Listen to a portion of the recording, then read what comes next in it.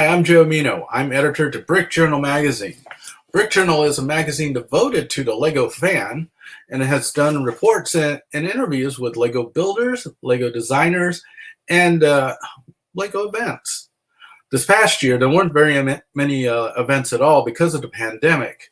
However, there were a lot of things that were going on in spite of the pandemic, and here on this presentation, we're going to show you what LEGO fans did during the pandemic. With me are fellow builders, Ben Smith, Deneen and Mcdermott, Dave Shefsick, Flynn DeMarco, and Richard Board. Hello. Hi there. All of us will be talking about what we did during the pandemic. So I guess I'll start off with Ben here. So Ben, how you doing? I'm good, thank you. How are you? I'm hanging in there. So tell us, what do you do? What's your out of hobby occupation? Oh, I run an animation studio here in the UK, so I'm a sort of animator, filmmaker. So how long have you been doing that? 15 years. And how long have you been building?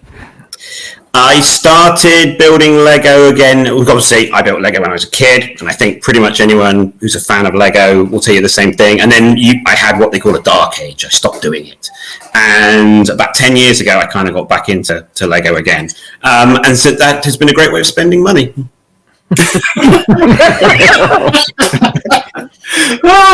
So what did you do during the pandemic? Well, during the pandemic, I finished building a massive Lego spaceship that I had been working on, and then I proceeded to do very little with it because the pandemic had closed down all the shows and exhibitions that you normally take these things to. So I have used the internet, the power of the internet, to show it to people that way. So let's take a look at it. Hi everyone, my name's Ben Smith. I'm from Bristol here in the UK, and during the pandemic I built an Ark in space out of Lego. This all started because I built a whole bunch of other Lego spaceships over the last 10 years, and I'd taken quite a few of those to some shows here in the UK to show them to other Lego fans and the general public. And I built a bunch of spaceships which had lights in. So they had LED lights and they flashed and they did stuff like that. And I decided that the next thing I wanted to do to sort of take this to the next level was to try and do something that moved. And the immediate idea that sprung to mind was doing something that had this big rotating ring in order to generate gravity. This is kind of a trope of science fiction films and TV series, and it's based on reality. The idea being that if you were going to go in space for a very long period of time, you would want to generate some gravity on board so you don't float around and so your muscles and bones don't waste away. And the way you would do that is by having a big sort of donut-shaped part of your spaceship that spins, which makes centrifugal force, and so it kind of sticks you to the inside. And somewhere along the way, it turned into this. This is what Lego fans refer to as a ship, a seriously huge investment in parts, which is more than 100 Lego studs in length. This thing is about 32 inches or 80 centimeters in length. I think it's got about 10,000 Lego parts in it. I wasn't counting too closely. And when I was building it, the backstory I came up with was that this is a huge mile-long spaceship, and it's been sent from the Earth to colonize another planet. It can't travel faster than the speed of light, so it's going to chug along relatively slowly with its huge fusion reactor and its engine sticking out the back. And it's going to get there in maybe 100 years and attempt to colonize a planet. So for this reason, it's taken with it this rotating centrifuge, which contains within it a sample of all the plants and animal life and environments on the planet Earth. I concentrated entirely on designing the spaceship and making all the sort of engineering parts of it work. I don't have a lot of experience of building Lego scenery or plants or environments or stuff like that. So I reached out to a couple of guys I knew and asked them if they would be interested in collaborating. And they immediately said yes. These are two guys, Tim Goddard and Tom Loftus, who are both also based in the UK. And I sent them a little model to show the space that would be available inside the bits of the centrifuge. And they went away and completely blew me away a couple of months later when they delivered to me these little panels which could be fitted inside and depicted not just the kind of basic sort of jungle environment I'd imagined, but the whole plethora of different environments and landscapes you could find on the Earth. There's kind of volcanic landscape in there with geysers. There's a desert, and the desert kind of fades out into the ocean, and then you've got islands in there, and that in turn turns into a sort of Arctic Ocean with icebergs. You've got a snowy landscape with trees all covered in snow, and that in turn turns into a kind of rocky landscape, which in turn turns into the sea. It really was incredible how much stuff they managed to get in there. If you look closely, there's a little boat there sailing on the sea. And then you've got autumnal forests, which add a really amazing extra colour to the whole thing. There's even a little farm with some sort of futuristic farm buildings and a little robotic vehicle going up and down the fields of plants. I was just completely blown away by how they took something relatively straightforward and turned it into something amazing. But obviously it's no use to anyone unless the wheel actually turns, and I very naively thought this part of it would be easy. It turned out to be one of the hardest things, getting this very, very heavy wheel made entirely out of Lego to spin round.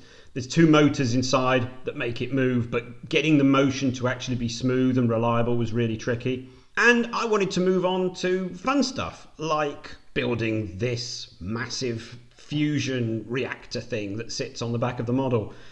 I kind of vaguely figured it would have to have some sort of fusion drive or something to move it through space.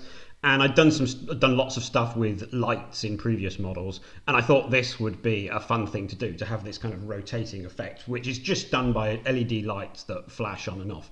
This particular bit of the model was really tricky to build because it's round. It's got like 3 main bits, and then I think there's 7 bits in between, so a total of 21 sections as it goes round. And you can see on the back here, it's got this massive engine burning away. And you can just about see in this video, it's got like a twinkling effect. I think there's something like 50 lights in there, and they have this kind of twinkle effect, so the sun sort of glows and twinkles as it moves around. This is one of the most annoying parts of the model as well, because the thing is so big, it has to just live on the floor in my house, and my kids keep knocking the engine bits off when they brush past it. I kind of wish that I built it to be a bit stronger. The whole thing though is remarkably strong because I kind of cheated. And it's not entirely made of Lego. It's got a big piece of metal inside it to hold it up. So it comes up through the big fin at the bottom and then goes sideways. That's why it's got these 2 big fins, so that it can stand up on its own. And that's about it for the Ark.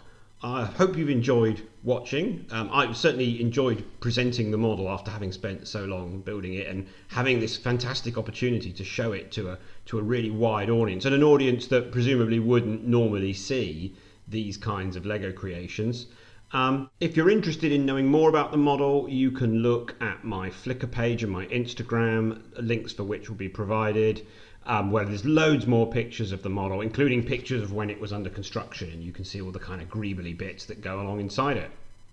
Well, thanks again for listening, and I'll pass you back to Joe. So that was an amazing video, and that was an amazing model. The scope is something I'm not used to seeing. So when did you realize that you were really, truly done with the model, and when were you happy with it? Well, I think it was when the final bit got slotted into place. I mean, it was a very long project. I was doing it for like 18 months. And so when the sort of final bit went on, I was just very happy to leave it and move on to something else. So what is next for you? Well, hopefully, here in the UK at least, next year, events and exhibits, Lego exhibits, will start happening again. So myself and a couple of others, we are planning to do a collaborative build, which will be something that other builders can sort of contribute to, and we will take it to 2 or 3 of the big shows here in the UK. That's great. It's been great talking to you. Thank you. Great to see your model. Now we're going to go over to Deneen and Mcdermott. Hi, Deneen. How are you? I'm good. How are you? I'm doing quite well. So what do you do when you're not building? I am a board game producer. So what have you produced? Name a game that we may know.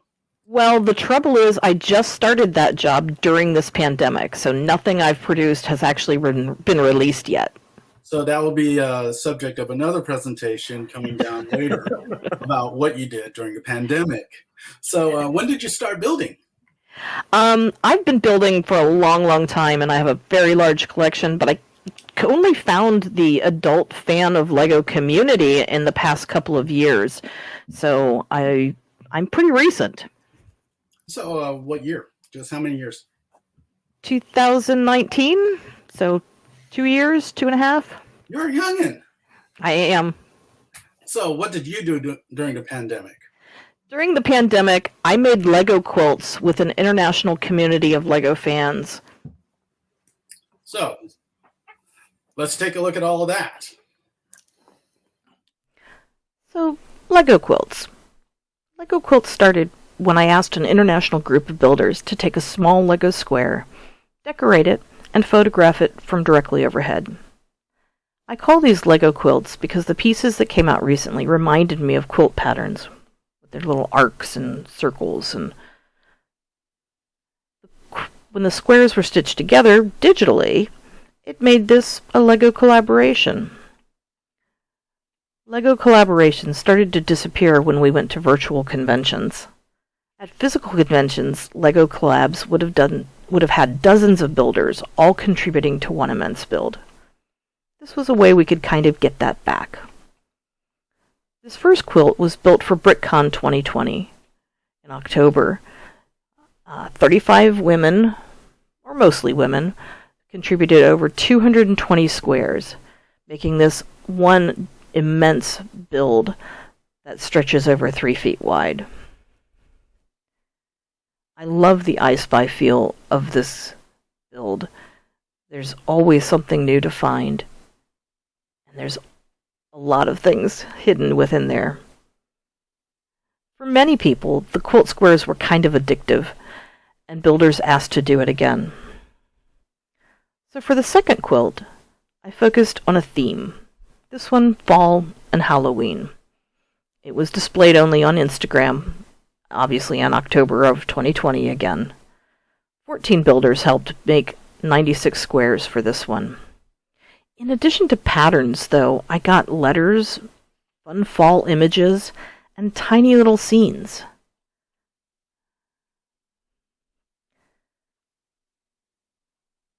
Then I decided to make another. The third quilt was for the winter holiday. This quilt was displayed at Brick World Holiday in December 2020. 46 builders contributed 154 squares. You can find a lot of different holidays hidden within the squares of this build.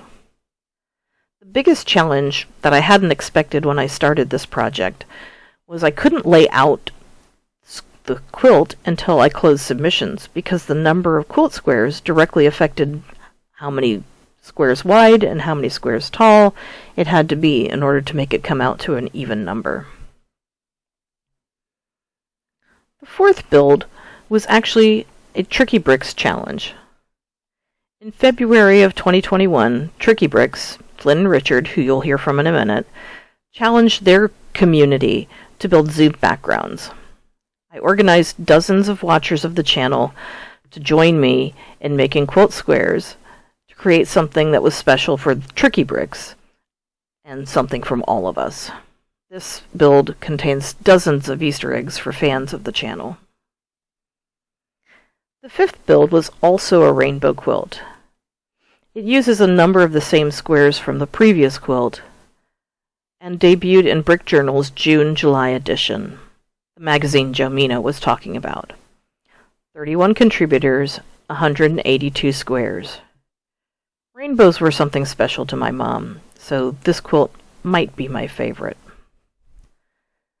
The sixth and last quilt I created so far during the pandemic had the theme of summertime. This quilt was displayed at Bricks by the Bay in June of 2021. 26 builders, 119 squares. The themes that popped up were overwhelmingly sun, waves, ice cream, and butterflies. And it also still has the I Spy feel. There's a number of hidden things in there.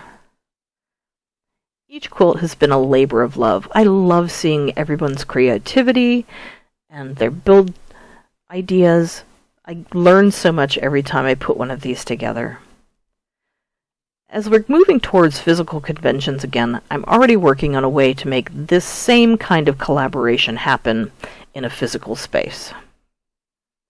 Your video was great. Building with something that is common, a common unit to share among other people in the community. What is your take on it now, having done this project? It was a lot of fun. I met a lot of interesting people. I actually got my sister back into building with Lego again because she came to visit me during the first quilt project, and it became a family thing as well as, an international thing. So it's pretty cool. What was the most amazing model that you got? I found interesting bits in every single one of the quilts that we did. There was always something new and different that was being used in different ways, and I learned a lot of techniques through this process. And met a lot of neat people. Well, that's great to hear. Thanks for showing your stuff. Thanks for showing off all the quilt plates, as it were. Hi, Dave. How are you? Doing well. Good to see you again. Good to see you too. So, when did you get into the hobby? I played with Lego as a kid, then left it during the dark age to go to college, and then got back into it about a decade ago.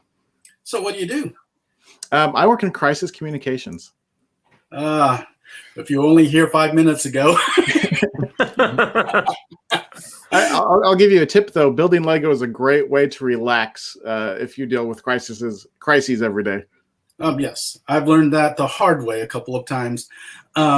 So tell us, what did you do during the pandemic? Well, during the pandemic, I reinvigorated the Brick Nerd website. I rebuilt it to be a community hub gathering the best and brightest Lego builders to really share our love and kind of introduce a broader community to some of the amazing creations and things that people are doing with Lego. Oh, great. Well, let's take a tour of what you've done. Great. Sure. Well, during the pandemic, I found myself with a little extra time on my hands, like I think most of us did. I really missed connecting in person with my fellow Lego builders at conventions and meetups. To me, Lego isn't just about the bricks. It's about the community. It's about sharing creativity, new ideas, and just having fun seeing what everyone else has built. I love hearing about the personal stories behind their builds. So then an opportunity came up that was a little bit too good to ignore for me. The founder of a website, bricknerd.com, was looking for someone to take over the site. That was Tommy Williamson. He already created a strong brand known in the Lego community. He created this little guy called Nerdly as a mascot for the site, so everything was set up and ready to go. But the site had gone dormant for a few years. So we worked it out, and I took over at Brick Nerd. To be honest, it felt like quite the responsibility based on all of his hard work, but I felt up to the challenge and was excited to get started. After that, it was time to set a vision for what Brick Nerd could be for the Lego community. I wrote down everything I hoped it could be. I asked some trusted friends what they wanted to see. I researched all of the Lego sites that I could find. I actually made a spreadsheet analyzing all of their content, which I guess makes me live up to the Brickner name a little bit. And I found that in the current environment, most of the Lego news sites and YouTube channels and blogs focused almost exclusively on new sets and reviews and rumors. Now, there's nothing wrong with that. But I thought BrickNerd could do more and take a community-centered approach to really celebrate the builders, celebrate the culture of Lego, and not just hype the consumerism. I thought we could really lean into the nerdy aspects of the hobby and help share some of the amazing talent and knowledge that's out there. Do deep dives into building techniques, Lego culture, show work in progress builds, photos as they're being built, and not just the final photo.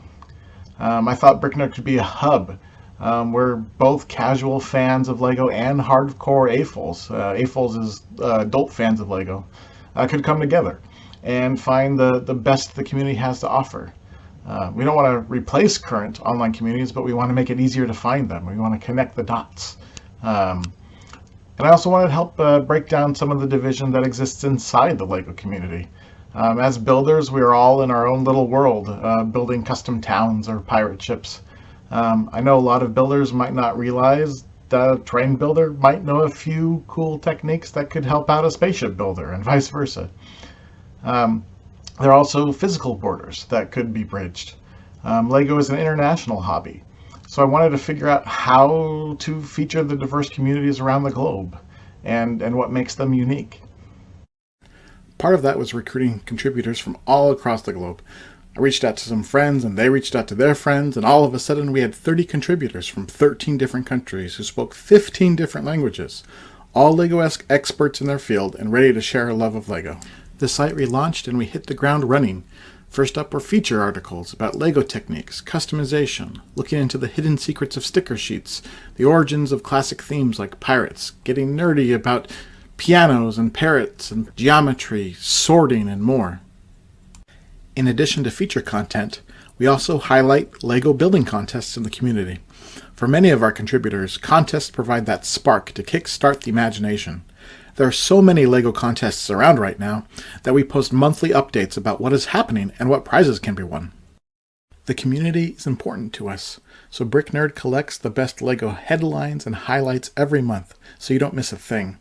We also post about Lego conventions from around the globe, and publish instructions for some really neat Lego builds so you can get involved. The whole team has really tried to make BrickNerd a hub for the Lego community, to make it a place to get nerdy about the bricks, to connect with other Lego fans around the world, and to celebrate the culture of Lego. But most importantly, BrickNerd is about people. It is about people who celebrate their creativity with plastic bricks.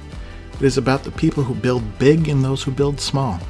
People who build to get away from it all and those who build to be part of something bigger.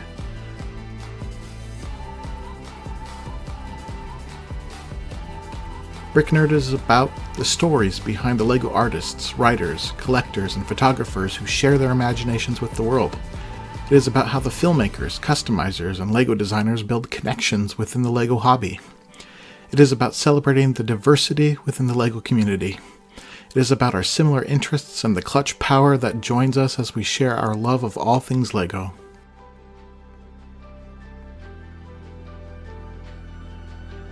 BrickNerd is about sharing our expertise and learning from each other. It is about seeing something new and amazing that you never thought possible and then giving it a try with the bricks you have on hand. It is about creativity, imagination, inspiration, and the community. It is for casual fans and the nerdiest Lego nerds out there.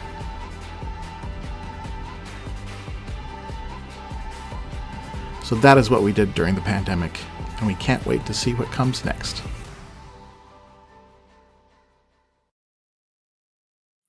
Hi, Joe. Hi, Dave. So I saw your video. What's the best thing that's happened so far with BrickNerd restarting? Well, I think that it's really the community that we've created with it. We're really highlighting the people behind the builds. Yes, the final photos of amazing builds are amazing, but I like knowing what's the story behind it. How do they store it? How do they move it? How did it come together? So really highlighting the creativity and the ways people think, and maybe even highlighting how Lego is used in people's lives that maybe aren't just for art. One of a great series of articles that we've done is using Lego for mental health, for therapy, along with building awesome, amazing things. And so seeing how it is an essential part of a lot of our lives, and not just an artistic medium as well. Oh, all right. So what are you doing next? Actually, what are you doing next? I am continuing to find great stories to write about. So if you're curious or you want to be highlighted, you can go to bricknerd.com and send us a note. We always love finding undiscovered builders or highlighting things like everybody else on this panel of what they're doing in the community that they're creating. Or even if you just want to learn a little bit more about Lego and how to get started. So from Dave Chepsik's rebuilding of BrickNerd, let's go over to the building of a whole new site named Tricky Bricks, helmed by Flynn DeMarco and Richard Board. Hi, Flynn and Richard. Hey, Joe. Hey, Joe. You guys are from Tricky Bricks. We are. That's true. And other places on the internet, too. That's Flynn and I'm Richard. Okay. So what do you guys do? Well, I teach kids. I teach grade school kids Lego STEM classes. So how to work with gears and Technic and things that younger builders usually aren't introduced to in a classroom setting. And it's really a lot of fun. And you, Richard? I design lighting for theater and dance and like that. Any lights that go in a theater. Okay. So how long have you been building? Well, I started building as a kid. I got Lego for every holiday I could remember as a kid. And then I had a dark age from probably through my teen years until about 5 years ago? Yep. So a long dark age, but we made up for it. Exactly. So, and then my dark age was very long. I played some with Lego when I was a kid, but I did a lot of things like out of the house. I was involved in theater and that kind of thing. So it never really grabbed a hold of me as a kid, but as an adult about 5 years ago, we started building and then somehow ended up on Lego Masters season 1. And it's just been, like a rolling ball of Lego ever since. So the loaded question then is, what did you do during the pandemic? Well, we built a lot, but I think we started a YouTube show, and a bunch of people seemed to think that was a fun place to hang out, and we kind of built a community around that. It's been really amazing, and we've tried to make our community a place where any builders of any level can come and create art together. Well, great. Let's take a look at some of the stuff that you spotlighted online. Thanks, Joe. So after we got an initial X-Men Lego set that we put together, just one small set, just the one small set, we decided almost immediately that we wanted to start making our own models. It just seemed such a fun and intriguing way to bring all of our past art experience into a new kind of hobby. We sort of immediately saw Lego as art supplies to tell the new stories that we wanted to tell. Well, and we come from a theater background, so we were really used to doing sort of low-budget theater where you build all the sets yourself, make all the costumes, you make the flyers, you put them out there. So we figured if we can do that, we certainly can create a Lego model. We'll do it tiny size. How complicated can it be? Well, it turns out it can be very complicated. We started going to conventions, and by, I believe, our third convention, we decided we wanted to bring something really big. We already had one Best in Show win under our belt from the second convention we went to. Big train layout. Yeah, and then for the next one, we decided we wanted to go for something really big and different, something taller, something with a lot of mechanics in it. So we ended up with a sort of mechanical fairy tale, if you will. Sure. So what we did was we created this build called Treasure of the Snake Queen. It was a 4.5 foot tall mountain where we sort of brought everything, like all of our loves into this one model. Our love of theme parks, our love of Disney, our love of Dungeons and Dragons and fantasy, and theater. Mechanics and theater, exactly. So in this piece, it tells a story of the same party of 5 minifigures traveling up a mountain and having adventures on the way. They just went through the spider forest, and now they're in the spooky slime cave. And we really wanted to tell a story that anybody viewing it could understand. So we decided to go with a classical music score and really sort of direct the audience at where to look while it was going on, using lights and sound and movement. And the idea was the story would work no matter what language you spoke or no matter what age you were. So you can tell that we used a lot of the classic sort of Dungeons and Dragons tropes. We have like a fight with a dragon. It doesn't get much more out there than that. And then this was the final battle with the titular Snake Queen. And we really went for some simple kind of Disney ride mechanics here, right? Like and the flipping won. around. And they've won, and now she's skeleton. But this was... even though it's a lot of simple movement, it was deceptively complicated. There really was a lot that went into this. Many, many motors and sensors, Arduino control, lighting. So we really, also one of the things we really focus on again is Lego as art supply. So we decided we wanted this model to be viewed from all sides and have stories, which is one of the big things we love to do, is to tell a story. So not only was there the main story, but all around the sides of the model were other smaller stories going on. So no matter where you were standing, you were guaranteed to get some kind of storytelling happening, even if you weren't looking at the main story. Well, we both love Disney, and in Disney rides, everywhere you look, there's something to see, right? Everywhere you go in the park, there's more detail, and you're just immersed in it. Yeah, that's definitely one of the big takeaways we took from that. From Disney. So where do you go from there, from doing a piece like that? And so we obviously, that was, I think we decided we couldn't probably do something that big again. No, and we only have so many bricks, right? Yeah, and we only have so many bricks. But so not only do we build big, but we also build small. And this was a piece that we did in collaboration with Lego and IKEA, for these Big Lek boxes, which is a Lego storage system done, and they were looking for some artistic representations of the product, and this is what we came up with. And I actually enjoyed just as much the small version of this as I did building the big one. Well, we bring that same kind of sense of detail to it, and we like bringing lighting into it. Exactly. And so after that, we decided on a brand new adventure. It was new for us. It was definitely new for us. We somehow managed to find ourselves on season 1 of Lego Masters.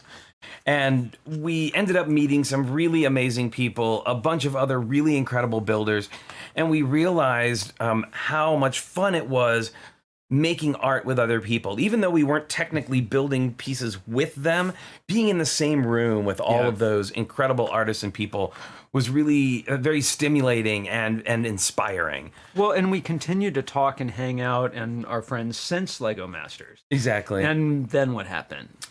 And then lockdown happened. The pandemic hit about 3/4 of the way through the season. So we ended the season in lockdown. Yep. And we were supposed to be going and traveling to conventions, and that wasn't going to happen. So we thought, well, how can we use this platform that Lego Masters has given us in this terrible situation we're in?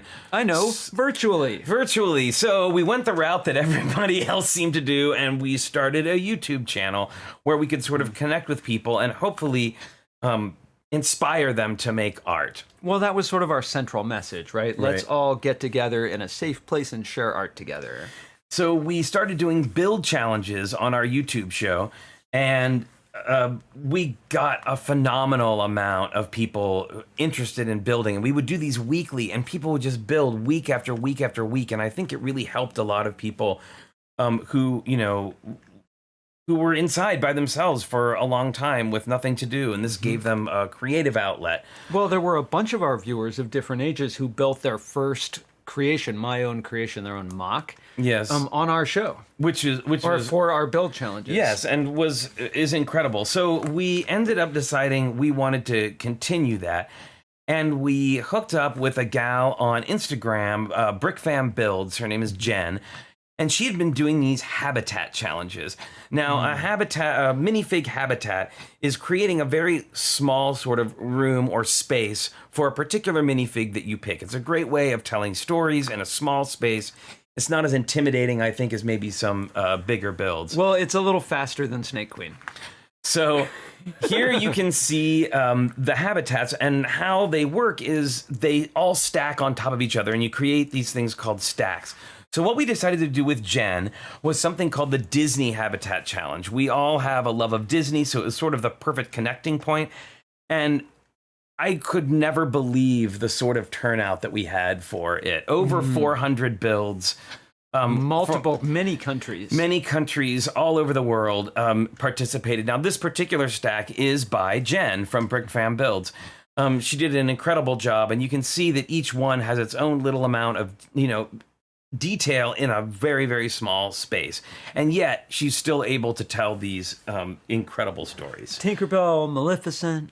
So this is by Lana Zaccardi, one of our very youngest viewers and builders. She's been building with us for over a year, and this was hers. And what I like about this picture is not only is it adorable and a really clever build, but this kind of shows you what we call the build standard of these minifigure habitats.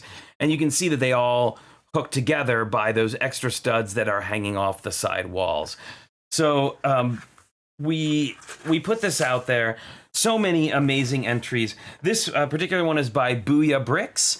I really like how they did the background. And again, these wonderful, just little perfect encapsulated habitats. I love Ariel's grotto there. Yeah, Ariel, and the Toy Story one is really fantastic. And I really love the colors that were chosen for the Aladdin one with Princess Jasmine there. And there's Up.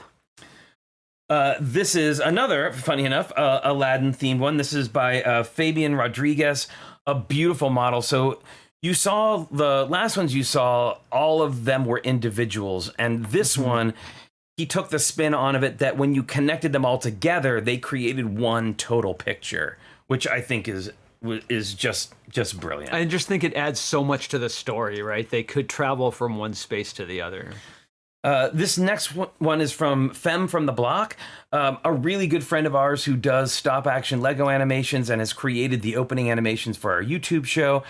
She has done this Toy Story, and I really love the claw machine. Like the whole, everything about this is wonderful. She's a really huge fan of Toy Story. So, and again, all of them working together to create one sort of larger piece. Then we had the Overachievers. Overachievers Award. Extra credit. This is from Lego Larry on Instagram, and he did, I think, the most number of habitats in any one single picture, and I couldn't get over it, like all of them. And if you want to check out these more in detail, you can go onto Instagram and use the hashtag Disney Habitat Challenge. And you will find all of the things that the various people made, because they're really quite incredible. This one, now when we said Disney, we said, well, that also includes Marvel and Star Wars, because we really wanted to give people a wide berth, right? Like a large amount of things to pull from. Well, we want massive collaboration. Exactly. And this is from Teflon Todd on Instagram, who also does an amazing job. He decided to go all Marvel, and I think did a great job. I especially love the Hulk one, and I love the Wolverine one at the top, being a big Wolverine fan over here. Now this one, and here we have the Star Wars one. This is from TM31, again on Instagram, who decided to do a smaller number, but Star Wars, very detailed. I love all the little details in this. And you can really see how much you can get into a small space. Yeah, I like the architecture in this a lot. And next up, this is from Wibbly Wobbly Lego Wego on Instagram. And actually, this builder is a Disney employee, and this photo was taken at Disney World, somewhere on the property. I'm not exactly sure where, but it was taken on the property. And we really loved the take on all of the different characters and the different stories. And the Peter Pan one, I feel, was especially well done. So that sort of encapsulates what we do on our channel. We really feel like it's important, especially in times that are quite dark, that people come together to create art and put color and love and beautiful things to look at out into the world. Well, and be inspired by each other, right? By sharing all of our work all the time. It's amazing to see the level of builds in the last year and a half that we've been doing this, how we've all sort of grown. It's been a really fantastic time, and we really enjoy doing the channel, and we hope that you will join us there someday in the future. Thanks.